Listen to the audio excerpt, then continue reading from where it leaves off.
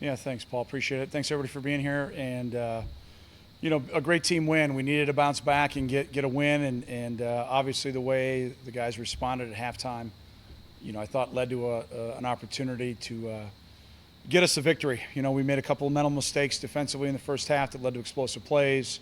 We've obviously got to get that cleaned up. A couple self-inflicted wounds in the red zone, a turnover, some penalties that led to field goals instead of touchdowns. That obviously the complexion of the game changes.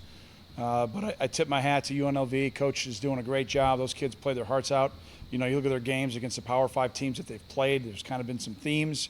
Those guys all believe that they're Power 5 players, and to see how hard they play, we knew we were going to get an outstanding, fight from UNLV, and that's exactly what we got. But great job by the guys, finding a way to win. So with that, how about some questions, please?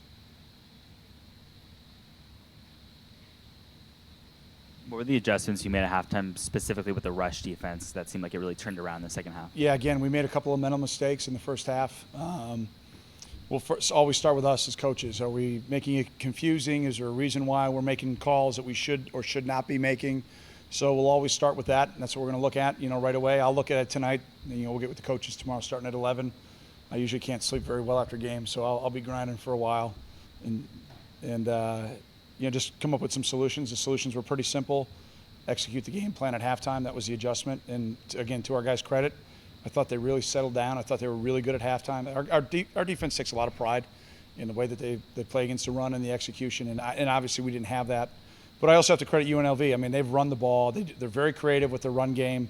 Their back is outstanding, an outstanding back, and then with the dual threat nature of the quarterback, it makes it a headache. So we got to schematically be better. We got to tackle again better. We're not there yet where we need to be, but great job getting the win. On the other side, Drake had a huge game, especially in the second half after Jesse went out. Can you just talk about the way that he played, and we expect him to be able to weather that kind of a load offensively? Well, Drake's had a great offseason. He was really close to being in the mix the whole year last year. We were able to play the redshirt game with him, and he had a couple of tough plays against Stanford, and I thought he really responded incredibly well today. His opportunity presented itself, and obviously he took full advantage of it. And really proud of him. He's got a bright future ahead of him. We've got a lot of young guys on offense, as you see, and my hope is now through some of their experiences here the first 2 weeks that their confidence grows. We can get them into some situations where they can execute cleaner, and we can continue to make big plays. When Isaiah was out and Jesse was starting, what did you see out of him that you liked? And what are your thoughts on what he provided and what Drake provided comparatively? Well, I thought Jesse, first of all, has overcome a ton of adversity in his career. Multiple injuries, and then goes out again today, which breaks my heart. We'll see how that goes moving forward. But, just a tough physical guy. Typically always play with square shoulder pads and been really, really physical. So just happy to see him get at least a small taste of being on the field for his work ethic. And then, like I said earlier with Drake, just a guy waiting for an opportunity, and he took full advantage of it today. With Johnson able to make opportunities on his feet, what do you think that says about the running game? Well, I would say it was successful today. We're going to play the best rush defense in the country next week, so our hands are going to be full without a doubt. So, we'll enjoy tonight, and I'll worry about the Spartans tomorrow, because I'll be up all night if I worry about them tonight. Kind of piggybacking on that, do you hope to play on the positives with Hunter? Because you're going to need him to throw very well next week, obviously. Yeah, I just think we need to be efficient. A defense can't cover everything. You've typically got to just take what the defense gives you. You try to hide that as a defense where your weaknesses may be in certain calls schematically. And, we're going to have our hands full. Can I enjoy tonight, though, first? And then we'll worry about that. Thanks. But I don't want to fast forward too quick. Feels great to win. Jesse out in the second half? Yeah, he had a lower body. Coach, for the defensive line, seemed like the offensive line was kind of controlling the game in the first half for them, and then the second half stepped up. I think all 5 sacks came in the second half. Sure. Was it adjustments or just kind of coming out and playing with more energy, more fire? Again, I think it gets a little skewed by a couple of explosive plays that we had mental mistakes on. So before I can pass too much judgment, that was the talk in the headphones on a couple of the mistakes that we made. 2 were mental mistakes. 1 was a missed tackle.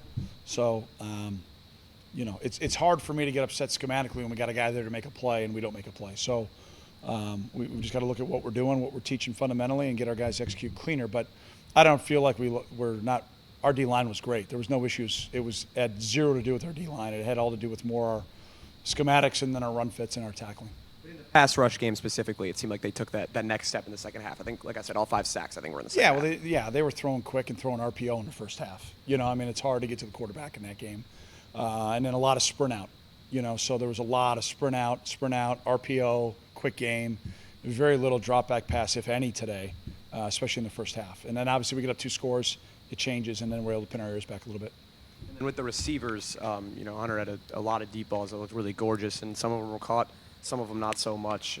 Any words that need to be had? We heard Jared Thomas talk to those guys mid-game about making plays for their quarterback. Yeah, catch the ball. They got to do their job, catch the ball. They will. Made some big catches today, but they got to make those big plays. Those are huge chunk plays that change the complexion of games. What was it like having Ed and the 5 guys from the 1949 Rose Bowl team here this weekend? Well, first of all, we stand upon their shoulders. You think about the Mount Rushmore of football teams in the history of our program. 49 Rose Bowl team is right there in the middle. And to have Ed be our honorary captain and have his 4 teammates here, I mean, one of the special speeches that I heard was Ed last night to the team. That was special. You were there. It was unbelievable. And then for me to get just a little bit of time, it was a busy day last night with the Hall of Fame, the team, and then I jumped down. I wanted to get down to hear Sammy's speech at the Hall of Fame. So I was only able to be at dinner with 5 guys and their families for maybe about 20 minutes. But I heard they had a good time. I heard the stories started flowing. I'm sure some other things started flowing too. And, to see just how much pride they have in this program, for me, it was pretty emotional. Just how much pride that they have now in us. Hopefully we show them as much pride that we have in them by the way we play. So very thankful for them. And like I said at the start, we stand upon their shoulders. What made Ed's speech so special? Well, I think he talked about, what it means to be an honorary captain for us and why it was significant to him. He's a Purple Heart veteran. He's part of the last generation World War II vet.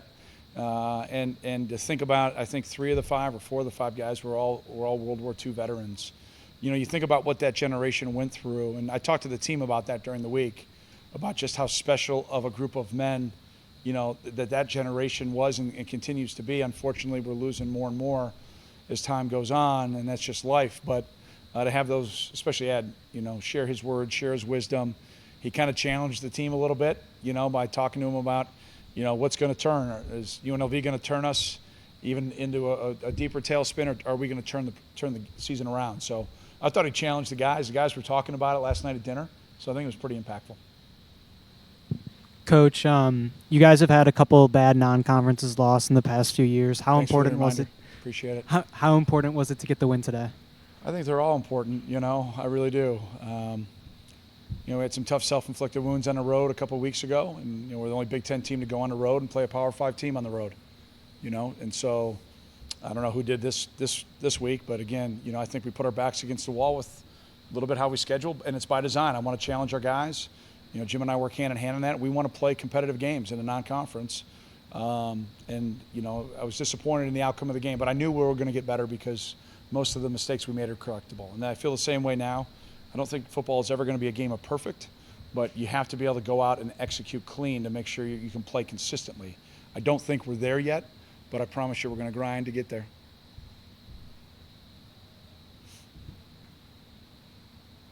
Anything else for Coach? You make a play like JJ made. What does that do for a team psychologically, emotionally? Well, we had a couple of other drops, right? And so when you've got the ball and the money and we don't make the play, it's like the balloon gets blown up and all the air comes out real quick, right? And so the balloon just blows up, and you saw the boundary, the enthusiasm. We've got to make explosive plays. We've talked at length about it in the off season. I thought Mick picked his spots really, really well today when we took our shots. I thought Hunter picked his matchups really well. Looked like we had won at the receiver position on all those plays. JJ's been an explosive guy for us since he got here. So just really fired up for him to be able to get that finish, especially on the earlier one that he had a drop to come back and get that big play was terrific. All right, thanks, Coach. All right, have a great night. Thanks so much. Go Cats.